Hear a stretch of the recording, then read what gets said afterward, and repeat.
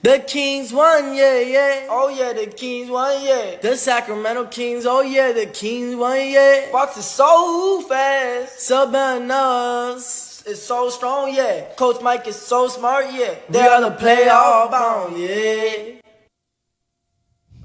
What's up, Kings fans? Welcome back to Royal Rebounds, a Sacramento Kings YouTube channel for fans, by fans.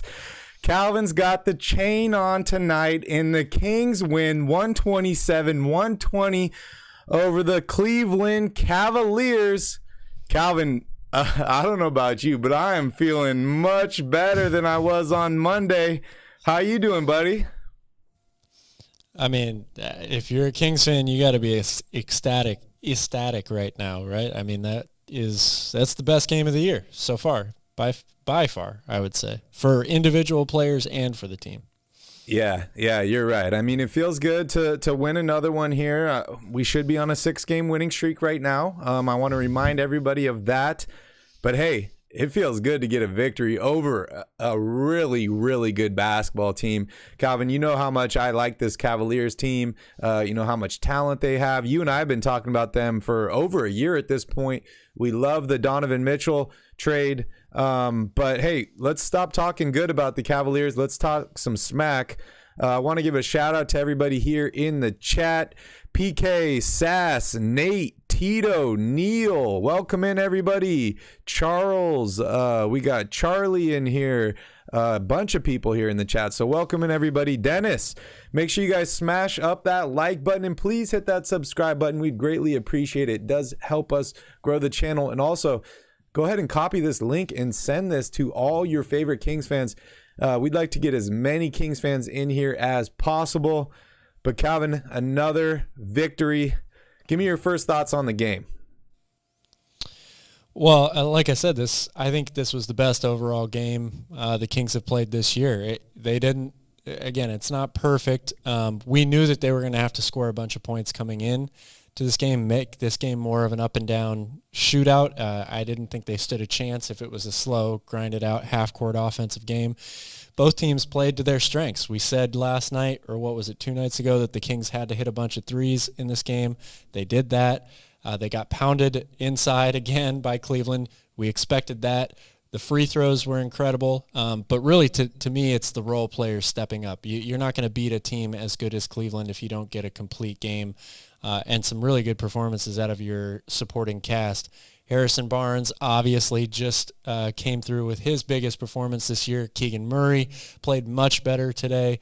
Malik Monk and Trey Lyles were, again, good off the bench, balanced scoring. That's how the Kings won this game, as well as some really, really critical defensive possessions and some key turnovers late. The Kings really stepped up today. So they did so good that I'm even drinking a beer after today's game. It looks like an invisible beer. Almost. That's cool, man. That is really cool, and we love that you got the chain on. Yeah, I think this is by far the best game that they've played of the year. And the funny thing about it is, you look at this box score, we'll go over it in a little bit here, but nobody on the Kings really had an exceptional game. It was just an overall good game by the team. And then as far as the Cleveland Cavaliers go, like we were talking about the rebounds, they were way out far rebounding the Kings. They shot 53% from the field, 42% from three-point range. Donovan Mitchell had 38 points in this game, 21 for LeVert, 20 for Allen. So it's not like Cleveland just laid down and had a bad game here. They were playing well offensively, but the Kings won the turnover game. I think that was key, right? We were talking about that in the third quarter. I think the Kings had only, I think it was 3 turnovers and 19 assists at that point. We were getting a little worried towards the end of the third quarter, as Cleveland seemed to close out quarters exceptionally well in this game, and then towards the fourth as well. But the Kings just stormed back, and they weren't going to lose this game. They weren't going to let the refs lose this game, Calvin. They were like, we got to be up by at least 5, 6, 7 points here. We can't put this in the hands of the referees. Yeah, that's right. I think I turned to you there at the end with like 45 seconds left, and we saw Mike Brown's face, and he was looking nervous as hell. And I said, he's probably thinking, how are the refs going to fuck me now, up 7 or whatever it was with 45 seconds left. Wow. I did not have you dropping the first F-bomb of the show on my bingo sheet. But hey, there you go. Yeah, I gotta apologize again. I rewatched Monday's video. It was absolutely hilarious. But I was cussing a lot in that one. So sorry to all the moms out there. But hey, if you like comedy, if you like seeing me extremely frustrated after a loss and you haven't seen it already, or if you want to watch it again, check out Monday's live stream after that loss, that BS loss to the Golden State Warriors. But hey, Calvin, let's go ahead here and dive into the box score. Kings win tonight, as I mentioned, 127-120. You can see, Evan Mobley, 16 points for him, 6 rebounds, 20 points for Jared Allen. Darius Garland, unfortunately, is still dealing with that eye injury. And, dude, his eye is looking effed up, man. What did you say to me during the game? I don't even remember. You're like, man, his eye's more messed up than Rashawn Holmes. Definitely. But 21 points, 10 rebounds, and 6 assists for Karis LeVert. I know you and I are big fans of him. We actually wanted the Kings to make a move for him. But 38 huge points for Donovan Mitchell, 6 of 14 from three-point range. This guy was absolutely killing it tonight. He was all over the place, splitting double teams, getting to the basket at ease. He had an exceptional game. And 9 points off the bench for Kevin Love. I'm surprised, man. Watching that game, I thought that Kevin Love had much more than 9 points. We saw him hitting turnaround jumpers off the backboard. We saw him getting some BS foul calls. But 9 points, 8 rebounds for him. And not much else for them off the bench. As far as the Sacramento Kings go, a very well-rounded performance for them. All 5 starters were in double figures here. 21 points, 5 rebounds, 6 assists for Sabonis. He picked up 2 fouls early in this game, and then he was very in control throughout the remainder of the game. Only picked up 1 additional foul, ends with 3 fouls in this game. Only 8 shots, dude. When you're scoring 21 points off of 8 shots, you're playing exceptionally well. And he also hit more clutch free throws towards the end of this game. 20 points, 9 rebounds, and 3 assists for Harrison Barnes. By far his best game of the season. 6 of 8 from the field, 2 of 4 from three-point range. One questionable decision for him towards the end of the game where he got the ball at the 3 line, decided not to take the open 3, go to the basket, ends up getting the call, which worked out good for the Kings. But shout out to Harrison Barnes. We'll definitely talk about him a little bit more. Keegan Murray bounces back in this game, 14 points for him, 5 of 10 shooting from the field, and 4 of 7 from three-point range. Only 15 points for De'Aaron Fox, but he was very involved in this game, 8 assists. I love what I saw out of De'Aaron Fox, although it wasn't the 25 to 30 point performance that a lot of Kings fans would like to see offensively. And Kevin Huerter, 14 points for him. Started out really slow in this game, hit a lot of shots late, very important shots, and also got a couple steals there late in the game, which I thought was huge for them. 16 huge points for Trey Lyles, including 4 3-pointers for him, 4 of 7 from 3 in this game. The dude has played exceptionally well. I am a huge fan of Trey Lyles. Hey, and if your first name is Trey, you better be ready to hit the 3 ball. And that's exactly what he did tonight. 6 points for Chimezie Metu, including a highlight dunk he catches with the left hand, moves it over to the right hand. That was horrible nice. Pass by De'Aaron Fox on that one, but Metu converts. Also some questionable shot attempts from him in this game. 7 points for Davion Mitchell and some excellent defense for him, even though he had a late turnover that was quite unfortunate. And then Malik Monk, 14 points, 3 of 5 from three-point range. A great game for Malik Monk. 5 assists. Also had a late turnover in this game as well. Calvin, anything here that really stands out to you as far as the box score, and we can go over the team stats later. Well, I mean, the things that stand out the most to me in the box score are really team stats. So I can wait if you want to just move on to team stats. We already mentioned, it was a well-rounded game. The Kings needed to get good performances out of a lot of role players in order to win a game like this. Both teams shot ridiculously well from the field. But the Kings came up with some huge defensive plays. The on-ball pressure, we know that they struggle to defend close to the basket because they don't have a lot of size. One of the ways you can counter that is if you have really good on-ball defense on the perimeter, which they got tonight. They forced 12 steals in this game. So on-ball pressure was really, really great, and it helped them get out in transition and get some really good open looks from three, again, in transition, which those are some of the best three-point shots you can take in today's NBA, and they knocked down a ton of them.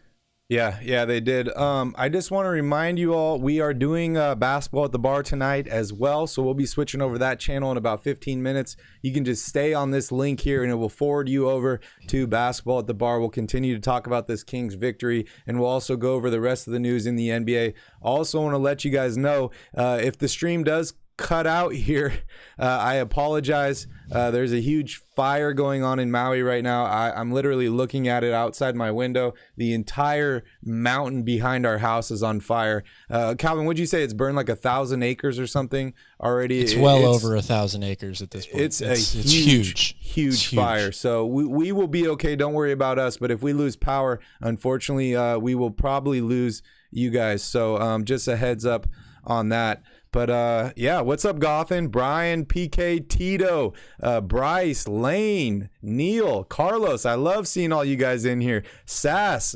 Faquan. I hope I got that right. It's great to see you guys. I'm seeing a lot more positives here in the chat tonight, Calvin, as opposed to Monday's game. And I actually want to point something out real quick, which I found pretty funny here.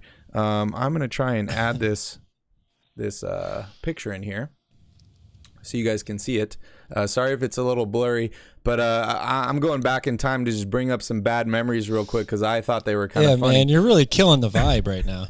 But as you can see, right, he is clearly fouled here. You can see the referee there watching this play as the foul happens and it's not called. And then, I was doing some research today, diving in just in case, there was another missed call in tonight's game. And I was looking at this guy, Pat Don't Frere worry, guys. Barry hasn't sent any hate mail yet or death threats to his family or anything like that. Pat Frere was the referee for that game on Monday night. And, I'm looking through here, his profile on the Referees Association. And, the fun facts here. The funniest one is his hidden talent is he can sleep anywhere. Not a good hidden talent for a Apparently while referee. he's officiating the last play of the game, too. He was officially sleeping during the last game. I just thought that was hilarious and thought I'd point it out to you guys. Sleeping anywhere is not a good hidden talent of a referee. Just want to throw that out there. You can't make this stuff up, right? That's what you told me today. Pretty fucking hilarious, I gotta say. Yeah, you cannot make that shit up. But anyways, back to the game, Calvin. Let's talk a little bit about rebounding. I want to dive here into team stats here a little bit.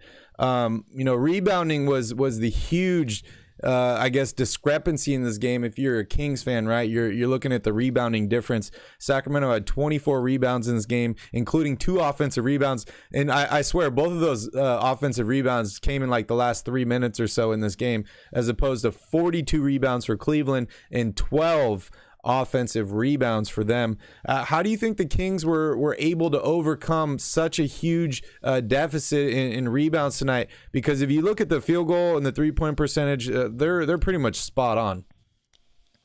Well, they made more threes, right? I mean, that's one way you overcome it. I think I said they need to make somewhere between 13 and 16 threes in order to win this game. They made 17.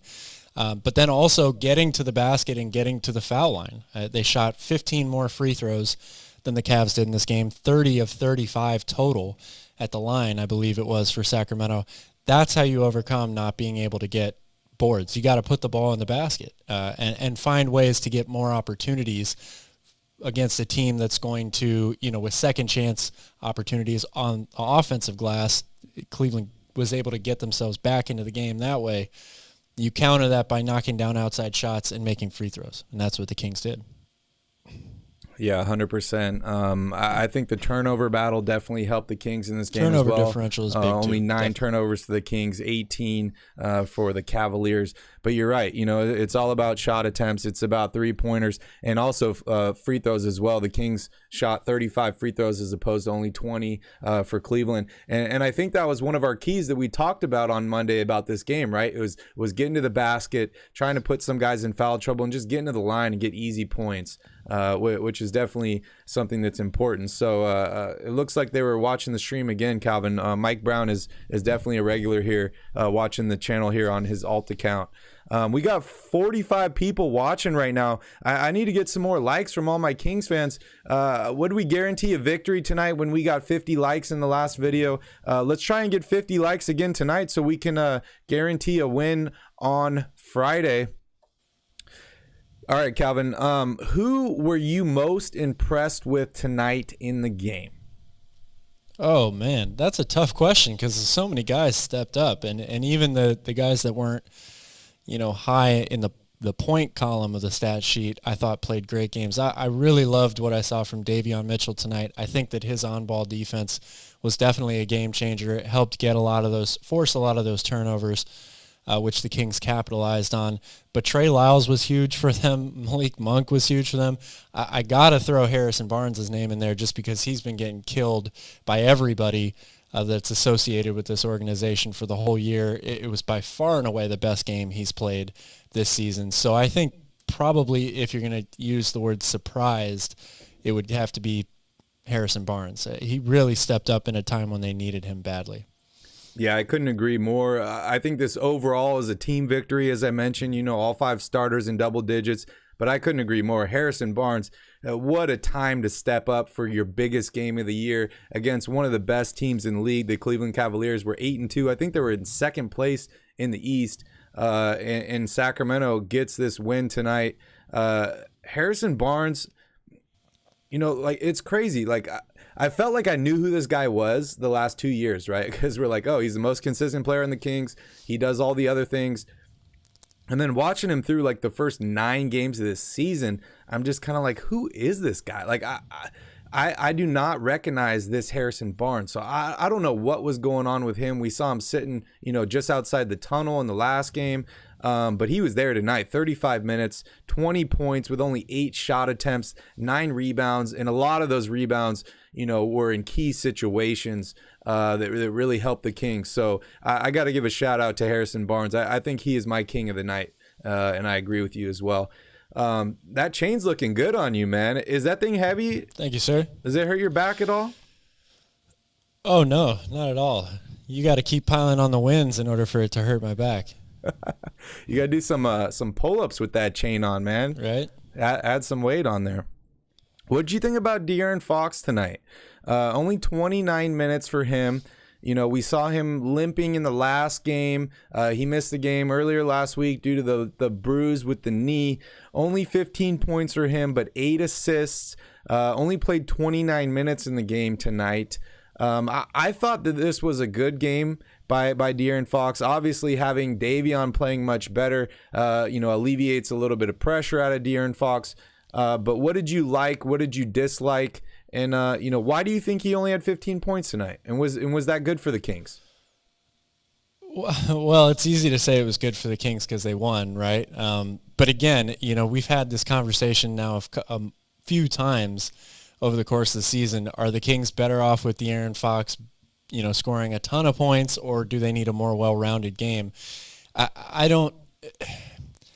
The Kings are better off when they're knocking down outside shots from the perimeter because that's what they are looking to do with this offense, given the fact that they have so many shooters, and that also helps keep the lane open for guys like De'Aaron and Davion who are so good at getting to the basket. So I think when the Kings play their best games, as a team, De'Aaron Fox is not going to end up with 33 to 37 points or whatever the case may be. But because that's for the simple fact that everybody else is taking advantage of their opportunities, knocking down outside shots, and they're going to be more well-rounded scoring. I think I've always liked De'Aaron Fox, at least this season, his aggressiveness offensively. I think that he still can pick and choose his spots a little bit better. You saw the Cavs make their runs there at the end of multiple quarters, but especially in the second half there. And I think that they got away from moving the ball. De'Aaron Fox was trying to be a little too forceful with it. He's able to get to his spots and get off a shot, mid-range jump shot anytime he wants, but that doesn't mean it's the best shot for the Kings to take in that moment. And I think that the Kings lost that double-digit lead in part because they weren't moving the ball so well like they had done earlier in the game. However, I loved De'Aaron Fox's late-game defense on Donovan Mitchell. You're never going to stop him, 10 times out of 10. He is that good of a player. But De'Aaron had some really, really great individual possessions on Donovan late in the game, made it difficult for him near the basket. He missed a couple of layups there with Fox guarding him. So you have to love that out of your franchise player, right, to want to take on that assignment. We've seen him do it against Tyler Hero earlier in the season. So I'm very, very pleased with the effort defensively.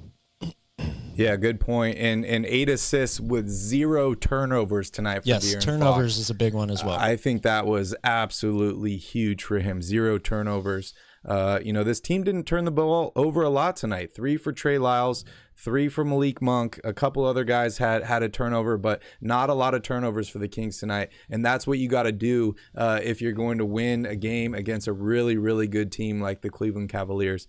It felt almost like I was watching Coach Popovich out there tonight. This is a Popovich-looking team, right, where you don't turn the ball over a lot, you shoot the ball well, and you try and squeeze out a victory. So that was definitely good. I see a lot of people here in the chat. I'm going to try and catch up here. I'm definitely behind. I see somebody wants to talk about Malik Monk and that block that he had. Calvin, I'm a huge Malik Monk fan. I think I said on the last show, he's probably my favorite player on the Kings right now. And I love how well he's been playing.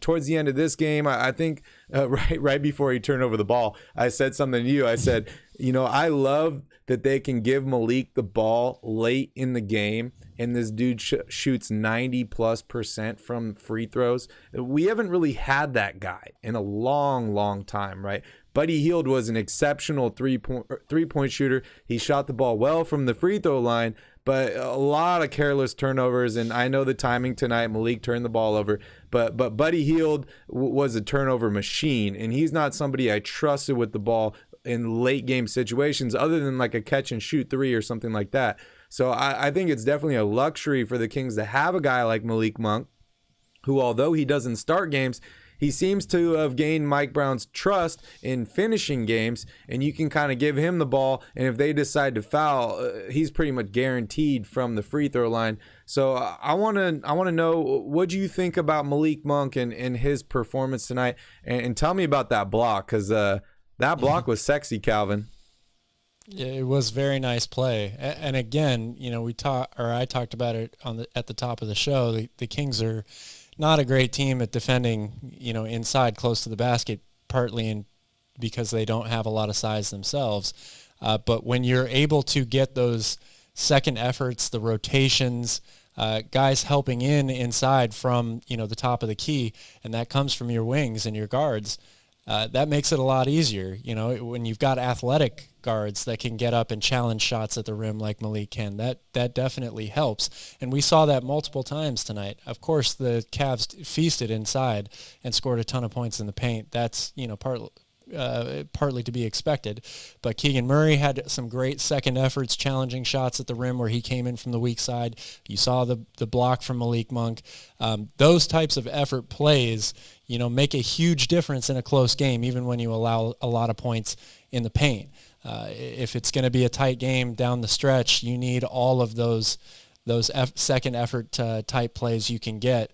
And I thought that the rotations defensively, it wasn't perfect, but the effort you can see is there. The communication, of course, is a work in progress and will be for the rest of the season. But Malik is exactly what the Kings needed him to be when they signed him.